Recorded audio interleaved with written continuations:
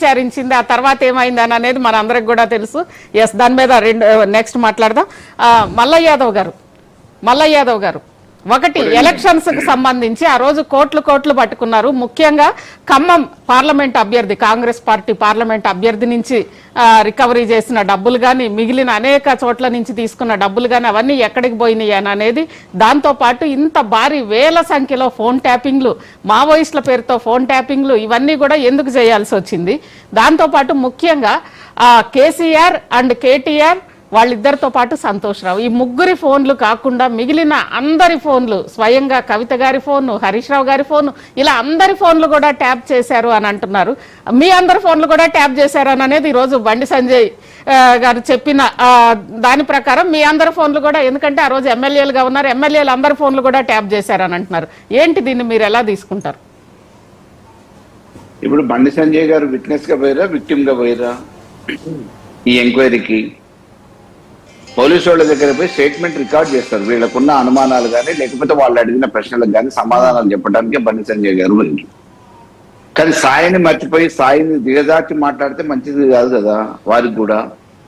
ఇప్పుడు ఒక CBI enquiry జరుగుతూ ఉంది, ఏసీబీ ఎంక్వైరీ జరుగుతూ ఉంది.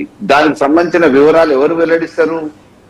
విచారణ చేపట్టిన అధికారులు వెల్లడిస్తారు. ఈయన అధికారి కాదు, అక్కడ ఏముందో తెలియదు. విచారణలో జరుగుతున్న అంశాలని ఈయనని అడిగిన ప్రశ్నల్ని మాట్లాడితే అది వేరే విషయం. అక్కడ ఉన్న లిస్టు ఈయనకు సంజయ్ గారు చూపిస్తారా? వాళ్ళు ఎవరెవరిని మామూలుగా ఇట్లా వీళ్ళు చేసిరు, వీళ్ళ ఫోన్ నెంబర్లు ఉన్నాయని చెప్పేసి అక్కడ ఉన్న అధికారులు ఈయనకి ఇవ్వడానికి ఒక కేంద్ర మంత్రి హోదాలో పోయి వివరాలు చూసుకుంటా, కేంద్ర మంత్రి కూడా వివరాలను వెల్లడించే అధికారం అక్కడ విచారణ చేపట్టే అధికారులకు ఉందా? ఈరోజు ఏం మాట్లాడతారండి? అదుపు తప్పి నోరుంది కదా అని చెప్పేసి నోటుకొచ్చినట్టు అడ్డంగా మాట్లాడితే ఎట్లా?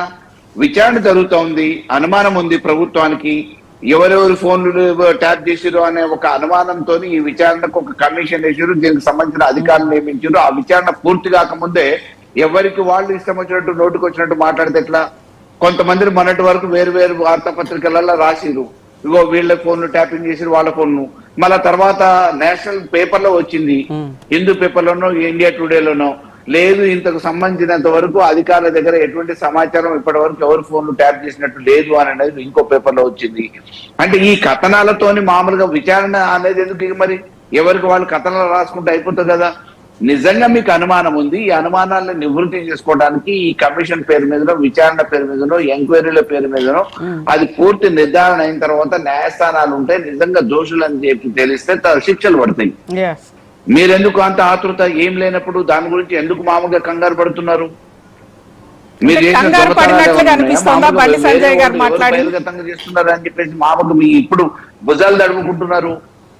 మిమ్మల్ని పిలిచింది ఎందుకు అసలు? ఇవాళ ఏ కారణంగా పిలిచారు? మీ దగ్గర స్టేట్మెంట్ రికార్డ్ చేసుకోవడానికి పిలిచిరా? మీరు బాధ్యతను పిలిచిరా? లేకపోతే మీరేమైనా ఎంక్వైరీలో భాగమా? మీరు పైన పర్పస్ ఏంటి? మాట్లాడుతున్న విషయాలు ఏంటి?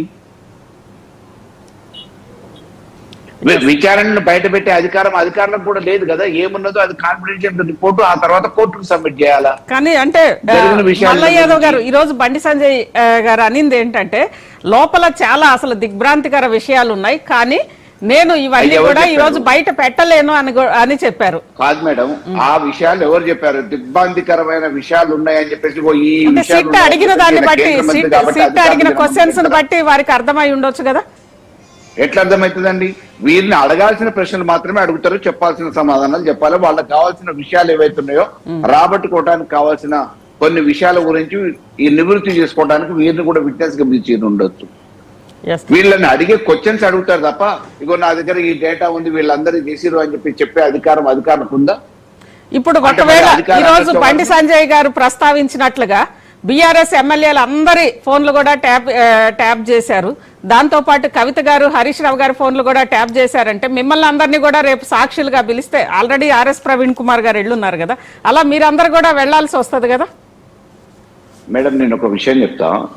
నరేంద్ర మోడీ గారు ప్రధానమంత్రి హోదాలో ఒక కేంద్ర మంత్రి విదేశీ పర్యటనకు వెళ్తున్నప్పుడు జీన్ ప్యాంట్ వేసుకొని పోతుంటే ఫోన్ మధ్యలోనే చేసి, బాబు నువ్వు పోయేది ఫంక్షన్ కాదు, ఒక కేంద్ర మంత్రివి, నీ హోదాకు తగ్గట్టు ప్రవర్తించు, ఫస్ట్ నువ్వు ఇంటికి వెళ్ళి బట్టలు మార్చుకో అని చెప్పేసి ఆ ట్రిప్ నే క్యాన్సిల్ చేయించారు.